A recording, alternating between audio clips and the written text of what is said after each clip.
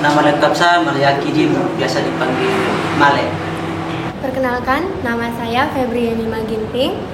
Nama panggilan saya Yemima. Nama saya Yehuda Yohanes Rapsudia. Nama panggilan biasanya dipanggil Yuda atau enggak Yehuda. Perkenalkan, nama saya Setia Triana Kaprani. Nama panggilan saya Jason David Ubel, nama panggilan saya Jason. Nama saya Diasi Cornelia Mone. Nama panggilan saya Desi. Nama saya Manuntun Parhehean Siombing. Nama panggilan saya Utun. Biasanya dipanggil, kalau tidak Manuntun.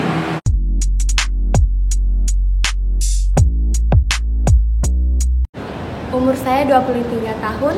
Asal saya dari Medan, Sumatera Utara. Untuk usia saat ini 36 tahun, berasal dari Purwodadi, Jawa Tengah. Umur 24 tahun, asal dari NTT, Sumba Timur. Umur saya 22 tahun. Asal saya dari Soe, Nusa Tenggara Timur. Umur saya 18 tahun, asal dari Pontianak, Kalimantan Barat. Umur saya 27 tahun. Asal saya NTT Pulau Rote. Umur 23 tahun, asal dari Kota Ambon. Asli dari Medan. Cita-cita saya sebelum jadi hamba Tuhan, saya ingin bekerja di bidang kesehatan. Cita-cita sebelum jadi hamba Tuhan adalah ingin jadi pebisnis. Cita-cita menjadi seorang hamba Tuhan luar biasa. Cita-citanya menjadi guru. Cita-cita pilot. Cita-cita saya sebelum menjadi hamba Tuhan, saya pengen menjadi bidan. Cita-cita guru anak. Guru anak.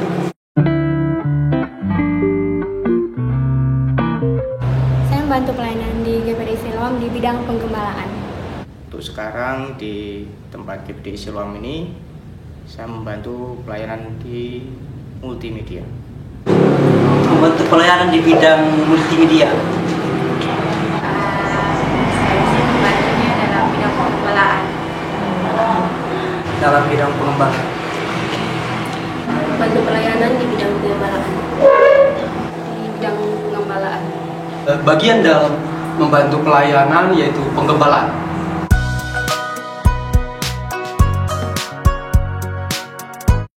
Ayat Alkitab favorit saya di Roma 8 ayat 28. Kita tahu sekarang bahwa Allah turut bekerja dalam segala sesuatu untuk mendatangkan kebaikan bagi mereka yang mengasihi Dia. Karena di dalam kehidupan kita pasti banyak suka dan dukanya. Namun kita percaya Allah turut bekerja untuk mendatangkan kebaikan kita. Kok Alkitab ayat favorit adalah di Roma 8 ayat 28. Ya, karena Allah turut bekerja dalam segala hal untuk mendatangkan segala kebaikan. Karena bagi saya sendiri, bagi pribadi, Allah selalu turut campur dalam segala kegiatan, aktivitas saya. Bahkan sampai sekarang rancangannya sangat ajaib buat saya pribadi. Ayat favorit di Yesaya 58 ayat 11. Di situ kata-katanya membangkitkan saya untuk terus melayani Tuhan dalam keadaan apapun. Dan di situ Tuhan mengatakan bahwa Dia akan memberkati, memakai di dalam keadaan apapun. Dalam Mazmur 16 ayat 2 yang berkata, aku berkata kepada Tuhanku, engkaulah Tuhanku, tidak ada yang baik bagiku selain Engkau. Nah, menurut saya itu kasih Tuhan buat saya itu tidak pernah berhenti. Bahkan dalam hidup saya yang paling baik itu adalah Tuhan sendiri. Jadi kadang kasih manusia itu terkadang mengecewakan, tapi kalau kasih Tuhan itu tidak akan pernah mengecewakan. 1 Timotius 4 ayat yang ke-12. Alasannya karena di situ dituliskan, janganlah seorang pun menganggap engkau rendah karena engkau muda. Di mana usia saya yang masih muda, terkadang banyak diremehkan orang, tetapi jadilah teladan di dalam kasih, dalam perbuatan dan segala hal dalam kehidupan.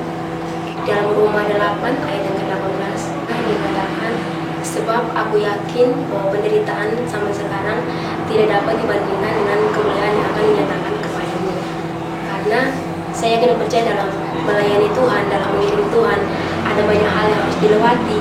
Ini ada banyak proses, ada banyak penderitaan yang saya alami. Tapi satu hal saya yakini bahwa ketika saya taat dan setia dalam prosesnya Tuhan, dalam setiap apa yang Tuhan berikan bagi saya untuk saya alami, saya yakin dan percaya bahwa ketika saya mampu untuk melewati semua itu, Tuhan akan nyatakan kemuliaan yang sangat luar biasa. Ayat favorit di 1 Timotius 4 ayat 12. Jangan seorang yang menganggap engkau berat atau engkau muda. Alasannya karena seringkali banyak orang menganggap karena dia muda terus terlalu menganggap remeh.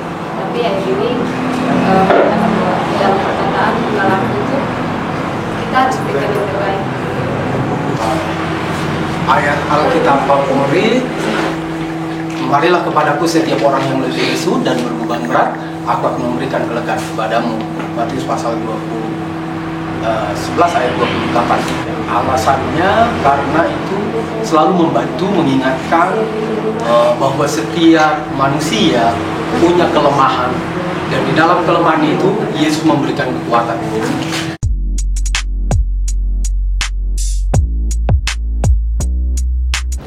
Alasan ingin menjadi hamba Tuhan, awalnya dorongan dari orang tua, namun kemudian menjadi panggilan saya.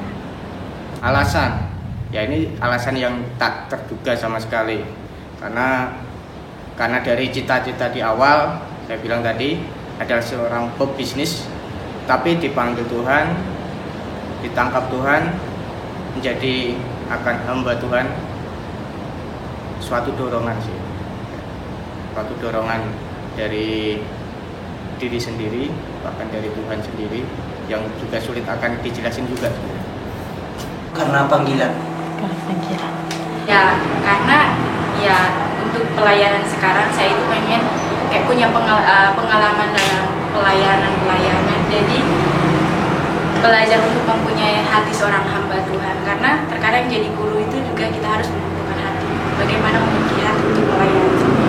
Mungkin karena merenungkan betapa baiknya Tuhan dalam kehidupan saya, mungkin itulah yang memanggil saya untuk menjadi hamba Tuhan. Karena menurut saya sejak SD saya pernah bernasar menjadi seorang hamba Tuhan, dan dengan berjalannya waktu ketika saya melihat pelayanan orang tua saya, ada banyak proses yang harus dialami, membuat saya untuk tidak mau untuk menepati nasar saya menjadi seorang hamba Tuhan. Tapi saya ditegur sama Tuhan lewat satu penyakit yang membuat saya sadar, dan saya kembali untuk mengambil lagi panggilan yang Tuhan berikan pada saya. Karena panggilan jadi berbalik ke panggilan. Panggilan.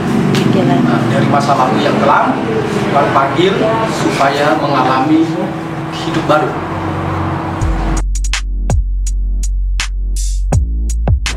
Sebelum menjadi hamba Tuhan, saya mengikuti kuliah, namun berhenti di tengah jalan dan saya masuk sekolah Alkitab. Pekerjaan sebelum terjun dalam pelayanan Tuhan dalam bidang perbankan. Pekerjaannya ini bekerja di PT. Sebelumnya saya sih belum ada pengalaman bekerja di apapun, karena selesai saya tamat sekolah SMA, saya langsung sekolah Alkitab. Sekolah. Sebelum saya menjadi hamba Tuhan, saya bekerja di CV sebagai seorang admin, dan saya bekerja di salon. Sebelum pelayanan itu pernah kerja di warung. Kesan saya selama melayani di GPDI Siloam, puji Tuhan sangat luar biasa. Jemaat Tuhan di sini sangat ramah, menjadi keluarga baru bagi saya. Kesan di Gereja GPDI Siloam Salatiga di sini sangat luar biasa. Bahkan jemaat-jemaat yang di sini sangat luar biasa sekali dalam hal rohaninya, dalam tata keramanya, dalam berbagai hal akan pertumbuhan imannya.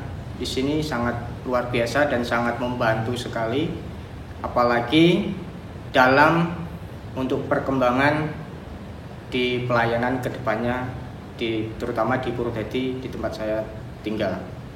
Kesannya luar biasa, banyak hal, banyak susah maupun duka, sukacita, dan kesannya adalah situ kita belajar untuk kita saling menghargai dan saling menghormati orang yang lebih tinggi ataupun orang yang sederajat dengan kita. Karena saya baru beberapa bulan, tapi kesannya baik.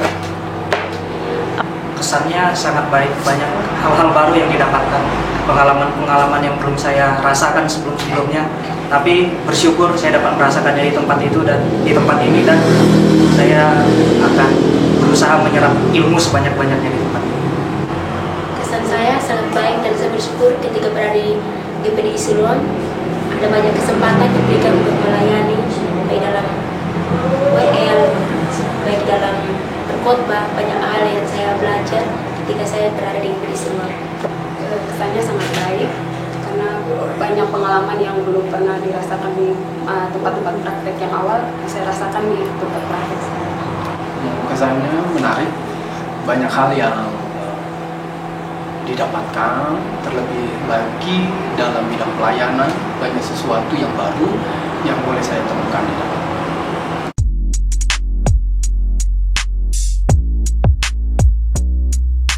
Pesan untuk jemaat GPDI Siloam Salatiga, tetap semangat melayani Tuhan, karena dalam kita melayani Tuhan mungkin banyak hal yang akan kita alami. Tapi percayalah, ketika kita setia melayani Tuhan, ada upah yang Tuhan berikan bagi kita.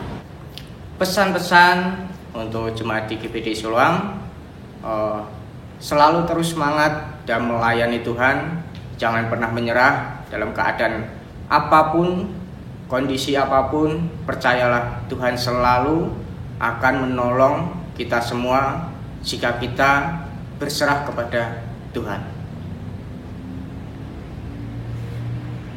Untuk jemaat GPDI Siloam, tetap semangat mengikuti Tuhan dan tetap setia melayani.